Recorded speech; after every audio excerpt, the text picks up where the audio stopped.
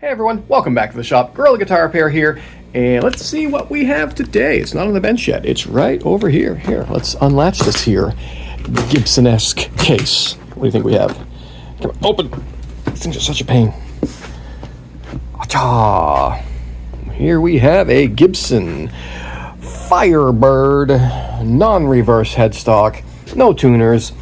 I wasn't going to do a video on this because it was supposed to be just a quick in and out. That's what she said. But it wasn't.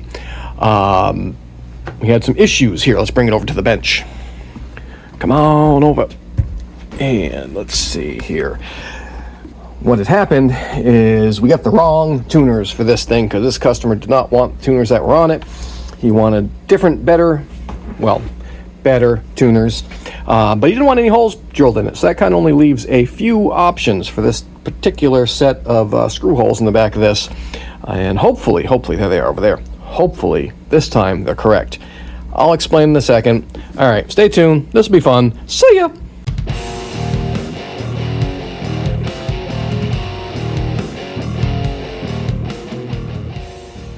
All right, we'll do a little flyover like normal. But first, powering on vintage Lumens generator with custom red. Subscribe button. Nailed it! You guys do the same. I appreciate it. But back to business. So this, get this stuff out of the way. Sorry, I haven't cleaned up my bench in a minute. It's been, again, fairly busy. This here fire chicken had come in because the customer did not like the, I think, what were on these? Here, hold on. I don't even remember at this point.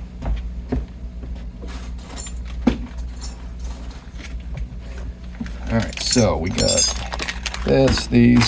So I had Grover tuners on it, but which are fine. There's nothing wrong with this. I personally probably wouldn't have changed these tuners because whenever people complain about it's not staying in tune or any of that stuff, it's almost never the tuners. It's quite often something like tightening the tuners. So, I mean, technically is the tuners, but not, you know, I need to change my tuners so they'll stay in tune better. That's usually doesn't help. Or it helps because when you change those tuners, you've now tightened up the new ones. And if you just were to tighten up your old ones, I've done a couple of videos where at pitch, hit a string, tighten a tuner, and you'll hear it like change the full step or more. I mean, that does happen, and you guess you can blame your tuners for that when it's really more of, you know, pilot error for not doing general maintenance. But the customer wants locking tuners, so that's what we're gonna do. The issue before, we've gotten these really nice, oh yeah, this was a issue on itself. So we ordered this customer a set of hip shot tuners, not really realizing that we had either not noticed or whatever, that we got the staggered version, which normally would be just fine, you know, for a strap. It's like, whatever, it's angled back, but what's a little extra down pressure? Well, oh, come on, really, more. This particular guitar has a super duper thick headstock. So the last set of staggered hip shots that I put on there wouldn't even begin. I mean, it'll be close here, you'll see. When you put these in, the holes, I mean, he's not going to get any wraps. But on these three, it just wasn't even close. It was below the washer. There's no way. Especially using these things here. Here, open. Come apart. Please come apart. There. Why? Are you stuck together? That's annoying. Come on now. There we go. So these little adapter plates make it so you do not have to drill holes. It's kind of neat. It's a good idea. But they weren't anticipating that Gibson was going to have such a fat headstock. So here, let's show you what I mean. If none of you have tried these particular hip shot locking, non-hole drilling, because our customer did not want to alter the holes that are already there. I mean,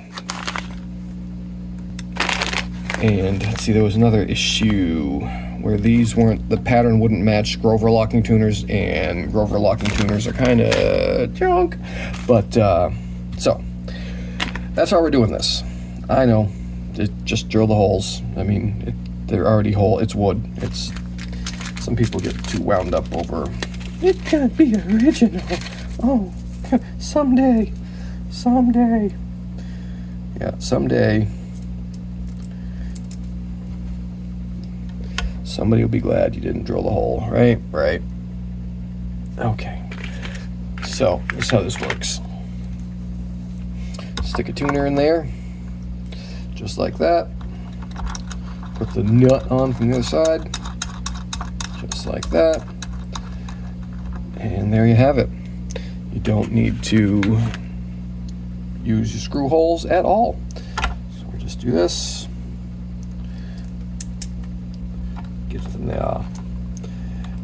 Which again, it's a good idea. You know, Hipshot makes a good product. I've got a set of Hipshot tuners on my Explorer.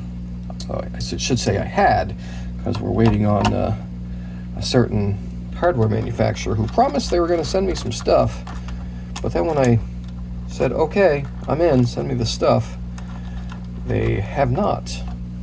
So I don't know, maybe things like that just take a while, but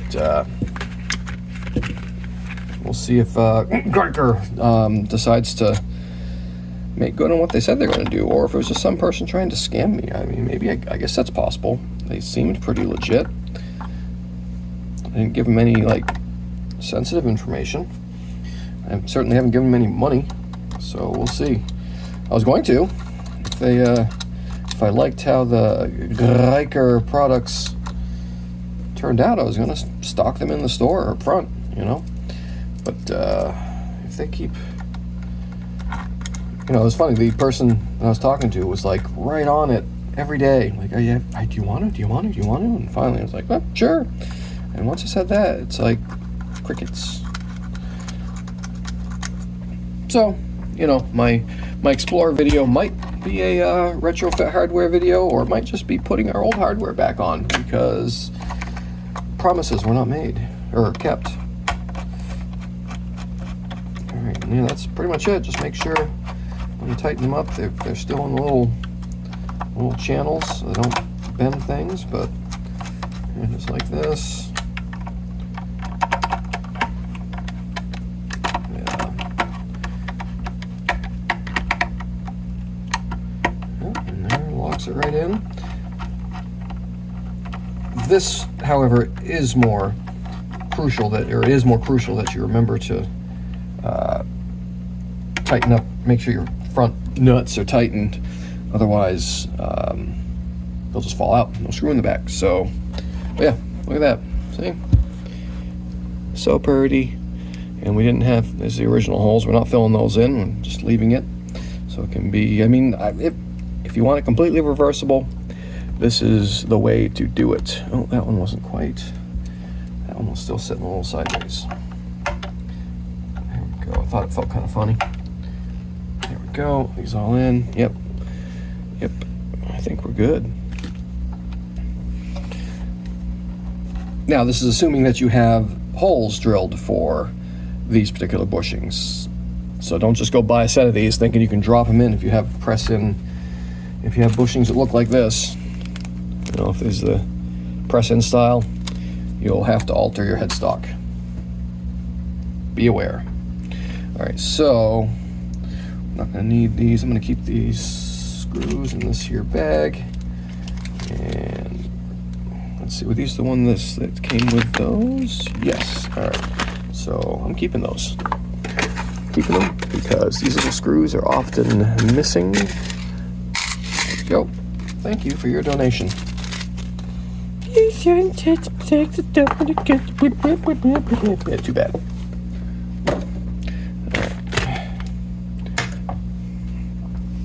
So, what else are we doing? Oh yeah, we are going to, where is it? We're gonna nut all over this guitar. By that I mean we're gonna put a bone nut in this guitar. Where is it? There it is. That's right, we've taken the regular composite nut out, and that should be in, where did I put it? Uh-oh, did I lose it on the guy? Hopefully I didn't lose it on the guy. We'll have to check. Was that it? No. I think it's in the case somewhere. I hope it's in the case somewhere. If not, well. Anyway, we're going to, let's see, well, what else we do? It's been a minute. It's been like, this has been an ongoing thing. Oh yeah, the other issue that happened. So, we'd ordered the wrong tuners for this thing, right? And so, okay, no big deal. Let's get the right set. So we ordered the right set off of a certain large retailer site that rhymes with Slamazon. So we ordered that from them. They show up, or I'll show you what shows up. Hold on, ready? Hold on, ready? One, two, pause. All right, so this is what I get. I get this package, and this was not open like this. Okay, key to remember. This was, you know, pretty much intact like this, but it was in this that says "We care," and there's a big. I mean, if you want to pause the thing and read it, you certainly can, but it just basically says sorry for damaging your mail. Okay, so this piece was in this piece, and so I go, because I thought it was a small chip that I ordered for amp repair, and I was like, what? There's nothing in there. I realized then, this, look at that, this was like this. So the whole thing had been opened, and my tuners were nowhere to be found. I compared the tracking number to the one that I bought it from. So yeah, so there's not really an option on Amazon to do my thing didn't arrive, but the package did when you're doing a return. So I said it had pieces missing. They sent me another set. We'll see how this works out. Hopefully I don't have to pay for a set I didn't get. Pretty sure I'm gonna have to fight with Slamazon for, you know, trying to not get charged for these. That's why I saved the packaging. Anyway, thought I'd fill you in on some of the headaches that come along with guitar repairs and getting parts. To be fair, that is the first time that's happened. Usually they are fairly reliable. Things may take extra time or whatever, but usually it shows up. Anybody else ever have a package show up with nothing in it? I love how the postmaster, whoever put that in there, was just like, yep, sorry. You gonna do anything about it? Nah. We'll say we're sorry though. So that makes it all better. Sorry we lost you or whatever it was. Could have been, you know, super expensive, family heirloom or whatever, but sorry. Yeah. Our bad. All right, so let's finish the setup with this here Gibson Fire Chicken guitar. No, I want the other one. That one's getting worn out. Here we go. Get these frets polished because, you know, plecked, right? Oh, their stuff is plecked. Yeah, well, you don't polish them. Look at that difference. So yeah,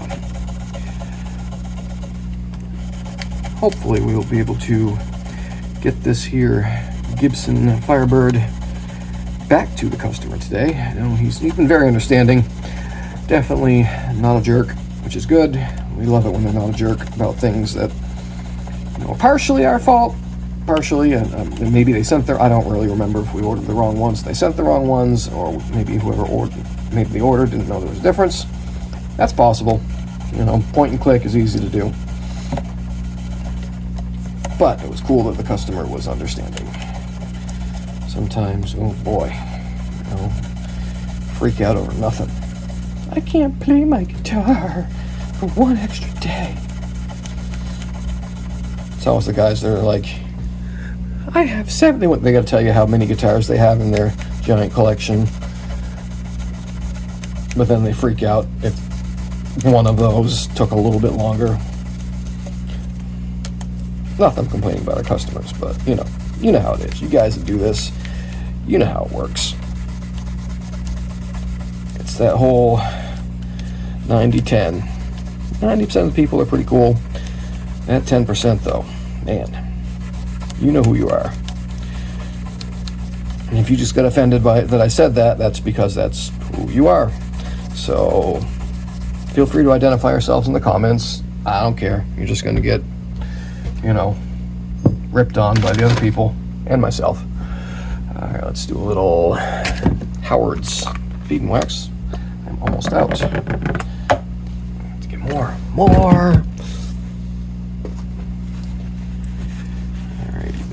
Oh, look how much better. Gibson and their extra dry fingerboards. They've been better lately, but boy, there's been times when these things look almost gray. Watch, that'll soak up the most of that. Immediate, like, might need to apply more. Alright, so we have bridge and tail. Make sure there's not any other upgrades that I'm forgetting about, but I'm pretty sure bone nut, tuners, and a setup was all this thing needed. But let me pause and we'll check. Alright, so I checked the work order, gave this thing another few minutes to absorb, and we just need to get this nut final dialed in and restring it with some D'Addario 10s, strings that I usually use. And let's give it a little bit of a clean up here. It's basically brand new. Get all my dirty fingerprints off of it as much as I can.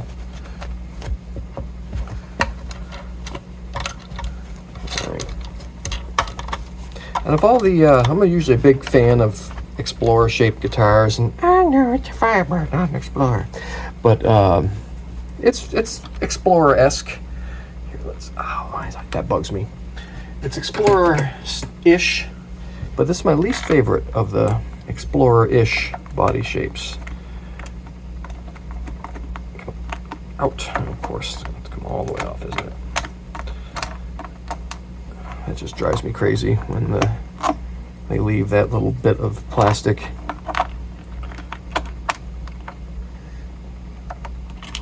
Alright. Also, we'll be having people come in soon, because I started this video kind of late. You get that? Come on. Thread on there, you jerk. So when that happens, or if I never get this thing... Oh, why? Oh, it's just one of those ones that has to be, probably. Let's try turning it over. Yep. See that? Tip for you guys, if it ain't working one way, flip her over. That's dirty. And they also said check switch, so let's see. Switch is still there.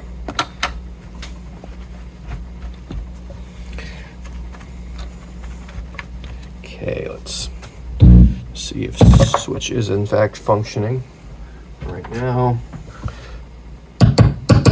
Yep.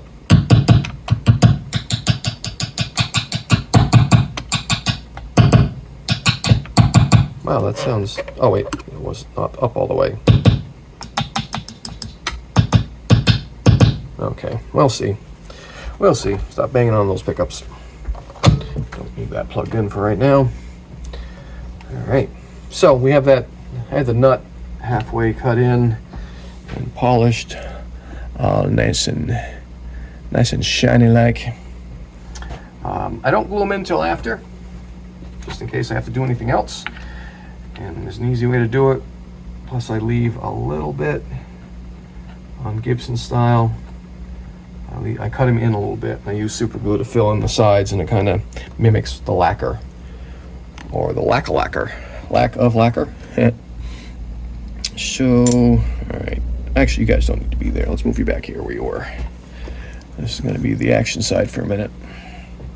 I need to get strings. Pause. Okay. Strings are back. This is definitely generic Gibson. This is what they do when it comes from the factory. They just put that generic 3-step, which, let's see, I'm going to call it right now. A. High E is sharp. B is dang close, maybe a little sharp. G is flat. Sharp. A is probably in flat. Let's see what happens.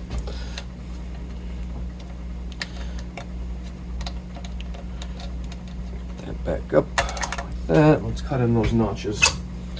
So, when people start coming in, I will go into silent mode.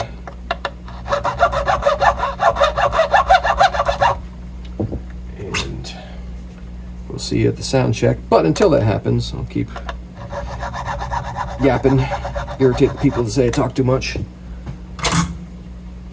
And And I do appreciate everyone watching, subscribing, commenting. And if you, yes you want me to work on your stuff, feel free to contact us at, wait for it, The Music Techs in Manchester, New Hampshire. We can take calls or texts, 603-625-6110, as you see on the little thing. Where can I make it appear? Again, like right there? Yeah. But yeah, give us a call. We can fix pretty much anything. We do, obviously, guitars, amps. That's the things you plug these into for all you bass players out there. We do basses, bass amps. I know I have to be specific. Keyboards, PA, drums. We even have now a band brass woodwind repair guy who is an actual actor who's been you can check it. His name is Mr. Craig O'Leary, and he has been in like an extra, I think. I don't know, I actually haven't seen any of his work yet, but I'm going to. I think he's in the new Adam Sandler movie, and I believe he was in one of the episodes from Dexter, I think, the new Dexter, which I haven't seen any of yet. I was kind of disappointed in what they did at the end of the original. But yeah, that's our band and woodwind, brass. That's what our technician, Mr. Craig O'Leary, who's also an actor. So if you check him out and bring your stuff in to have us. Sorry, I'm trying to talk while looking for tools. Where is it? This one? This is the one I want? No, that's not the one I want. Maybe this one. That's the one I want. They use two different sizes. I've never noticed that. Some of these studs have the smaller Allen wrench. These have the larger. So yeah, bring your stuff in down to us at the Music Techs in Manchester, New Hampshire. And this will be the end of shameless self-promotion for this video. Just deal with it. It's free. We'll get all, you talking about it? Yeah. Yeah, well, you know, that's what we gotta do. It's still free. There's nothing you musicians like better than free stuff, right? So, let's go up here.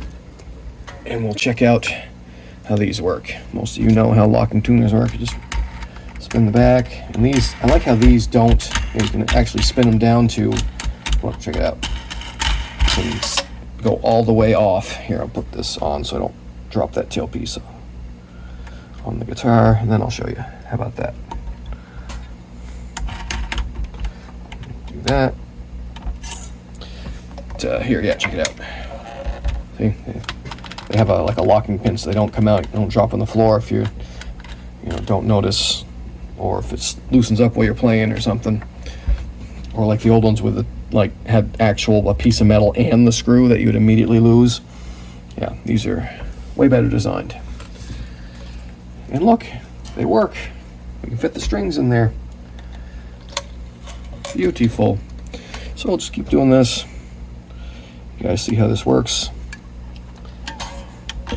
Some people like to put a wrap or two around them and then lock them. I mean, you can, but you can just do this also.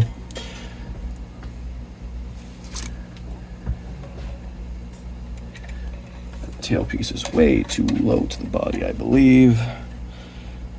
Come on. Careful not to, when you're doing this, not to like scratch the headstock with the string ends. Right, make sure these are all lined up. Getting a little off. There we go. There. And there. Okay, that's much more better. I do dig the color of this guitar. Red Firebird is pretty cool.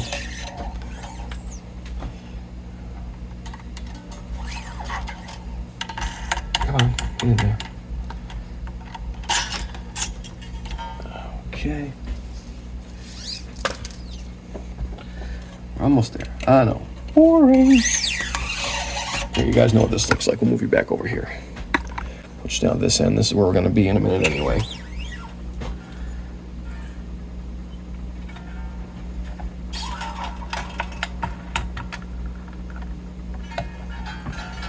Hey.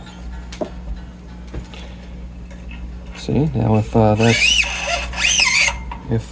Geiger had, you know, stepped it up and got me some stuff to review, this probably would have been a sale I would have gotten through them if they have something like this. Maybe they don't.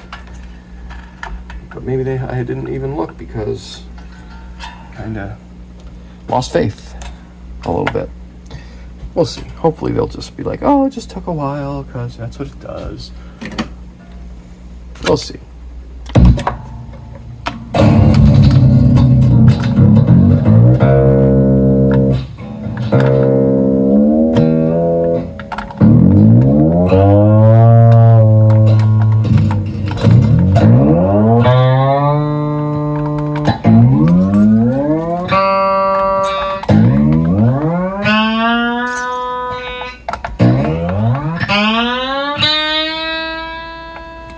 Cool.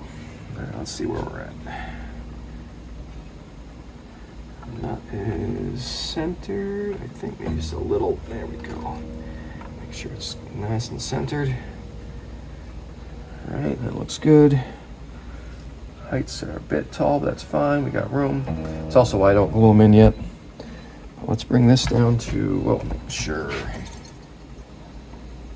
Neck looks all right. Down to where it should be. Maybe even a little lower for cutting in nut slots. That's a little luthier hack. If you're cutting in new nut slots, drop your bridge like way too low. Because then if you accidentally go too low, you got a little bit of a safety net. Not much, but a little. Yeah, see, that would be... Plays if you're careful. Oh, that's why. That's why. Hitting the pick 'em up. There we go.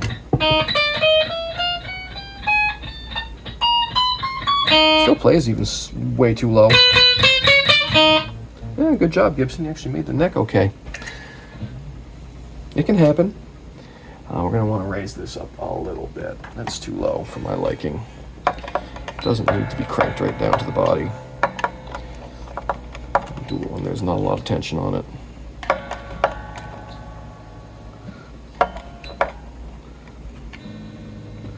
There we're looking a little more.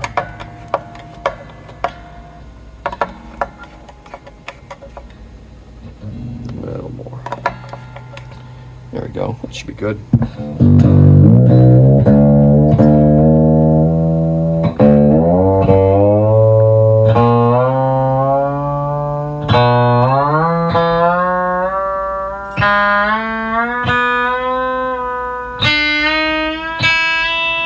Very smooth.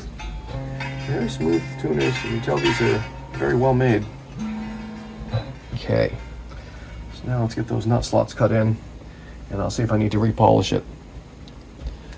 I probably will. So let's go over here, and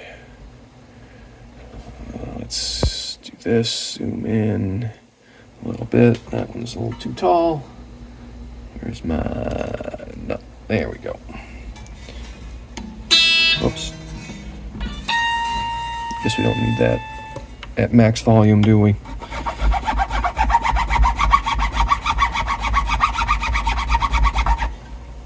Let's see where that sits.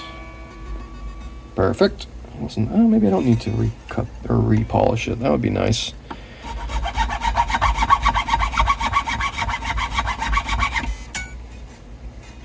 A little more.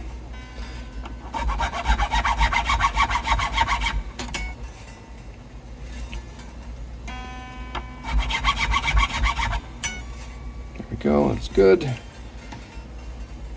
Oops, I want, where's my 16? A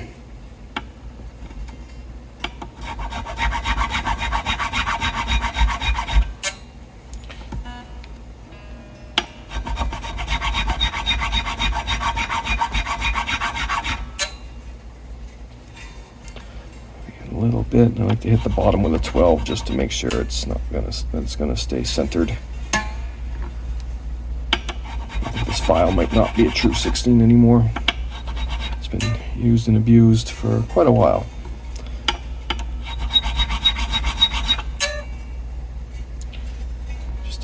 little bit more.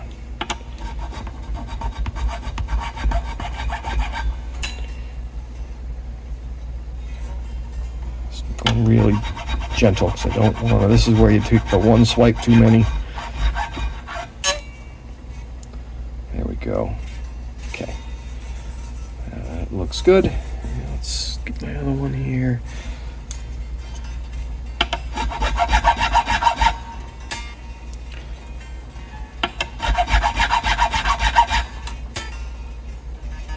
Good. A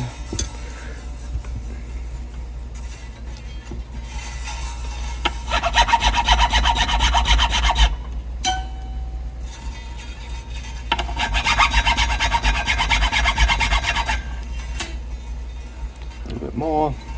I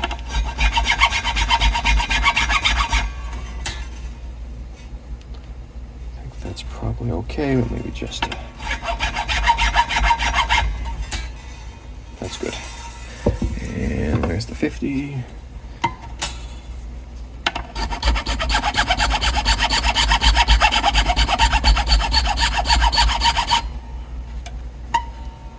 A little bit more.